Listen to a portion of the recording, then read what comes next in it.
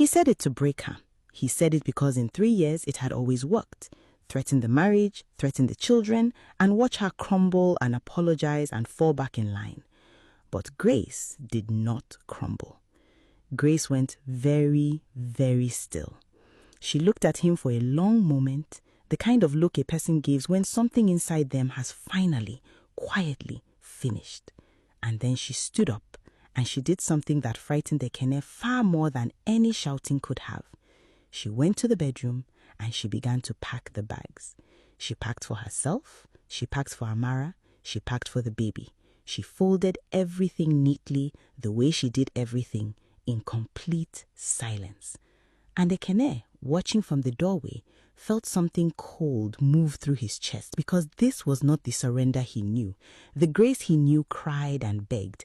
This Grace was packing like a soldier who had already chosen the battlefield. "So you have agreed?" he asked, uncertain now.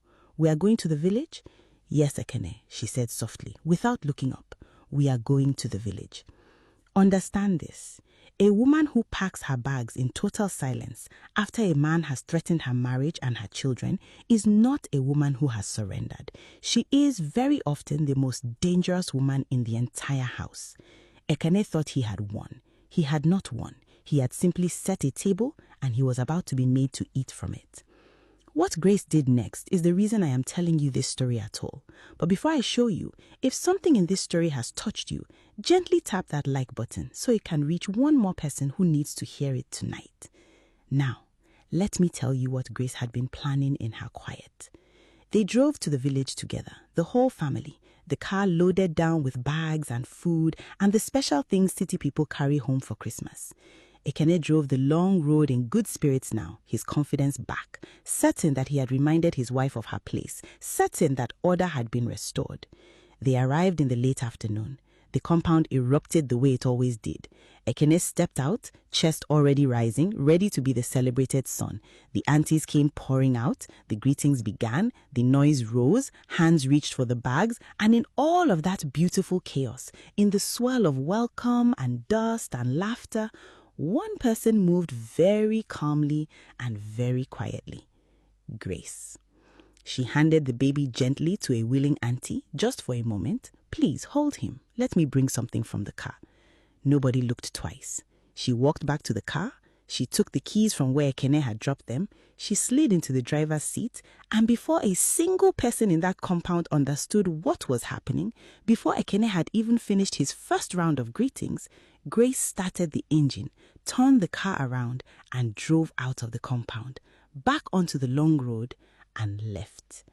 She left her husband, and she left him with both children.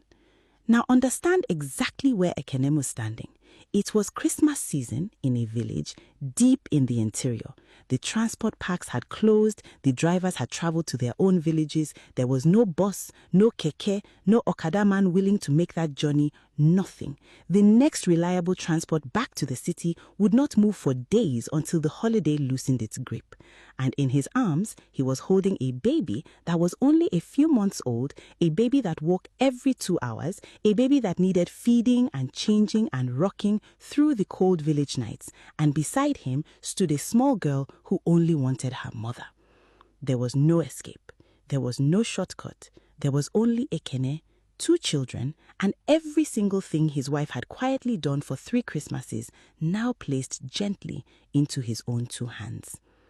Grace, meanwhile, drove the long road home alone, and for the first time in 3 years, she was not tired.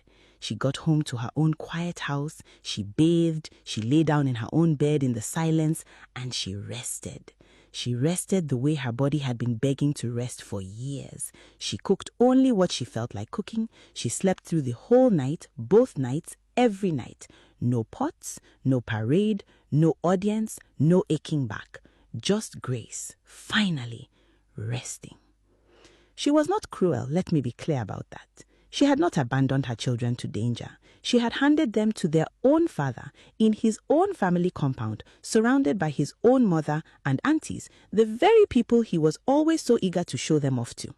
The children were safe and loved and watched. The only thing that had changed was that for once, the man who paraded them now had to carry them.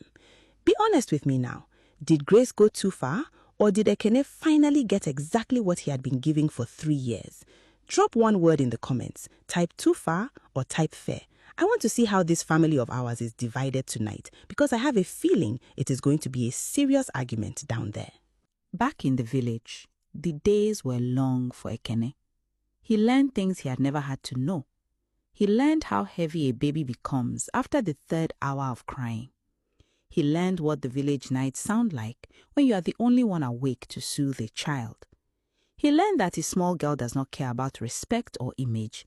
She only wants her mother, and she will ask for her mother 100 times a day, with eyes that break your heart.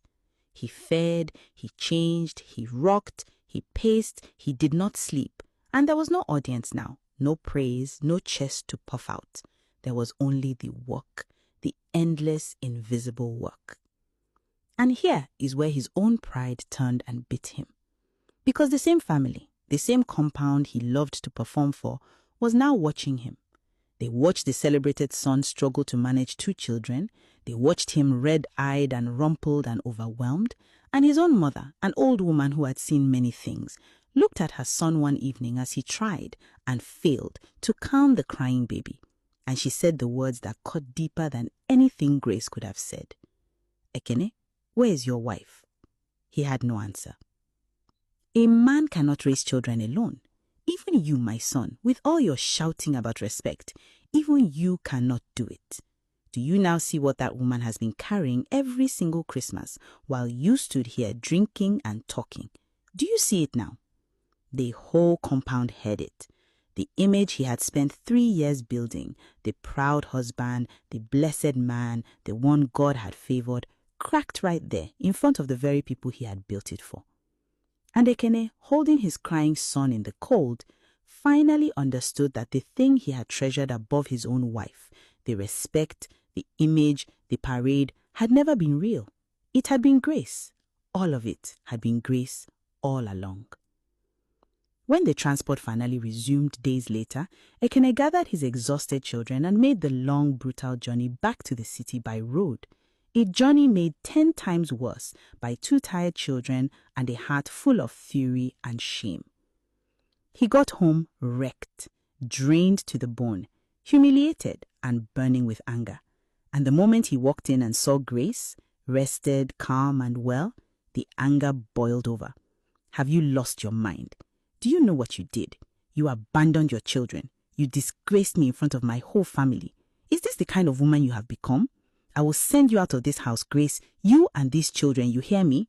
Pack your things. I will not have a wife who does not respect me. He raged, expecting her to shrink the way she always had. But Grace stood up. She stood up slowly, and she looked her husband full in the face.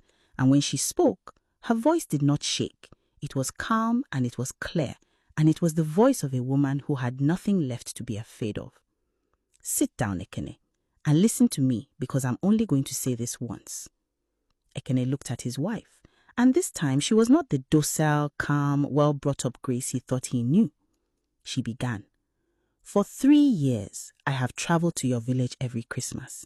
For 3 years, I have walked myself sick in that compound, cooking and serving and washing from before dawn until after dark, with a baby strapped to my back the whole time, while you stood in fresh clothes and paraded us in front of your people, and lifted not one finger. For 3 years, I carried it, and you did not even see it, because the work was invisible to you. Now for a few days, you carried it yourself. You fed the baby in the cold. You walked the floor at night. You did the work in front of the very people you love to impress. So tell me, my husband, how did you like it?" He opened his mouth. Nothing came out. "I am finished with the threats, Ekene. I am finished. You have disrespected me 1 too many times and now threatened me with a separation. So let me make something very simple and very clear for you. If you want a separation, I am ready. Today. I am not afraid of it, and I'm not going to beg you for it. And as for the children, listen well, because you have used them against me the last time." She did not raise her voice. She lowered it, and that made it land harder.